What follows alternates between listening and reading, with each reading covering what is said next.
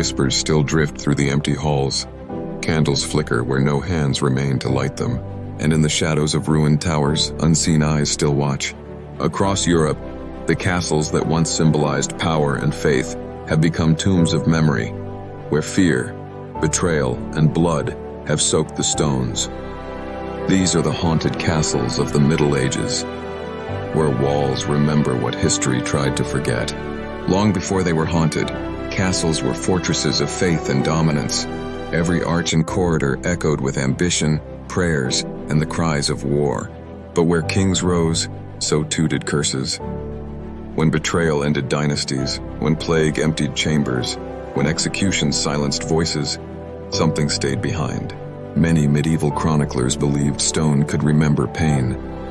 Each wall absorbed the screams of the condemned. Each floor kept the rhythm of desperate footsteps. Centuries later, these memories became voices, whispers through the walls. Perhaps no fortress carries its ghosts more famously than the Tower of London. Built by William the Conqueror, it became a prison of royalty and rebellion alike. Here, Anne Boleyn, wife of King Henry VIII, met her death beneath a sword's swing. They say her ghost walks still, head held in her hands, drifting silently near the chapel where she was buried. Guards have reported the scent of roses just before her figure appears, and the sound of a single heartbeat echoing through the stone where she once prayed for mercy. In the dark north of England stands Chillingham Castle, once a torture stronghold during border wars. Behind its dungeon doors, countless prisoners were broken on wheels and racks. Their screams still echo, visitors say, through the stairwells. When renovation workers uncovered a child's skeleton behind the wall, the whispers stopped for a while. Hidden deep in the forests of Bohemia lies Houska Castle, a fortress built not to keep enemies out, but to keep something in. According to legend, it was constructed over a bottomless pit, a gateway to hell itself. Locals claimed creatures with black wings crawled from the hole, dragging animals into the dark. Knights were said to have been lowered down by rope as an experiment, only to emerge screaming, aged decades in moments. The pit was sealed with stone and prayer, but the ground still trembles on stormy nights. One room, known only as the Pink Room, holds the spirit of a small boy who died behind its walls. He is said to appear beside the bed at night, asking softly, "Have you found my bones?" When renovation workers uncovered a child's skeleton behind the wall, the whispers stopped.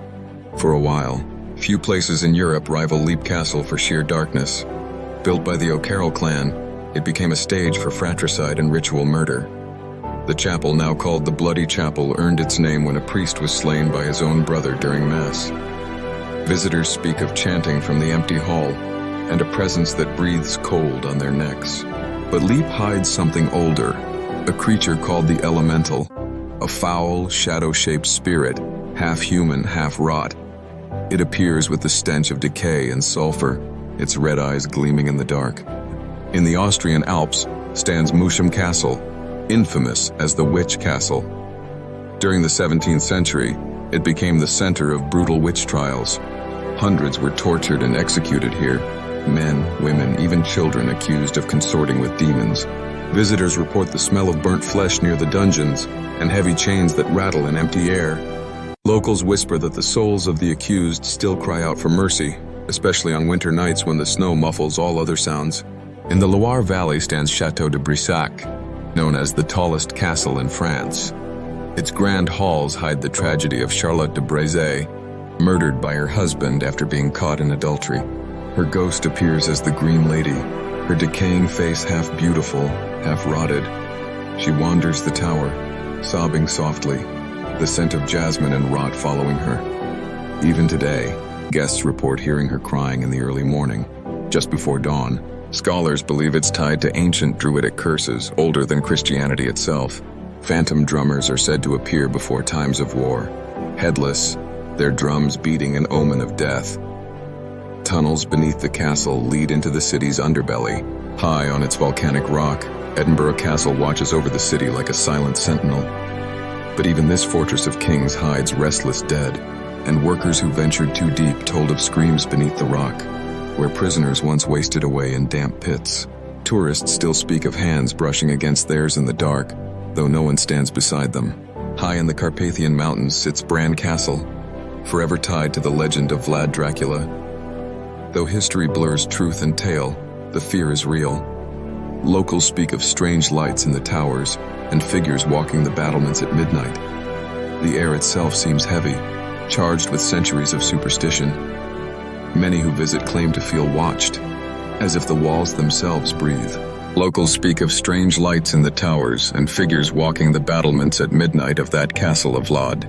Modern science calls it residual energy, the idea that emotion can imprint itself upon matter.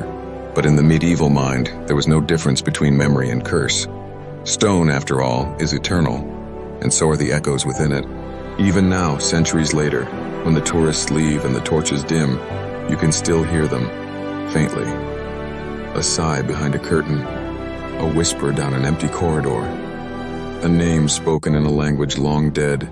The castles of the Middle Ages may crumble, but their ghosts endure.